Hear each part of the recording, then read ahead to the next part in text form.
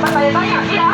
Tidak ada saya dari supporter lain yang bertanya. Saya secara pribadi saya menangis.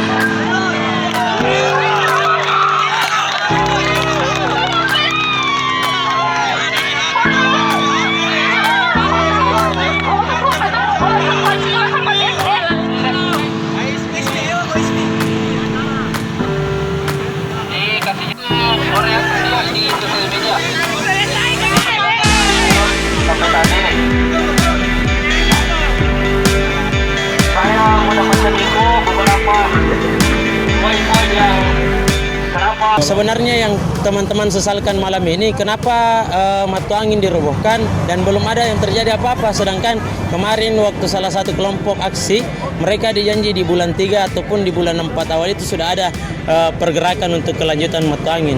Tapi sampai saat ini di akhir bulan 3 sama sekali belum ada apa-apa yang terjadi di sana. Itu yang menjanjikan siapa? Yang menjanjikan kemarin itu Wakil Ketua DPRD Provinsi Sulawesi Selatan. Dan di aksi teman-teman kemarin juga itu dia sudah taken, dalam artian ada kontrak sosial untuk pembangunan stadion. Ya. Jadi ini untuk harapan ke depannya ini apa ini? Harapannya kami dari Aliansi Peduli Mata Angin ini ya bagaimana secepatnya Pak PLT Gubernur bersinergi dengan pemerintah DPRD Provinsi dan Kota membangun secepatnya Mata Angin. Kami tidak butuh stadion yang megah dimanapun itu, tapi kami butuh stadion Mata Angin terbangun kembali karena Mata Angin itu punya nilai histori dan sejarah.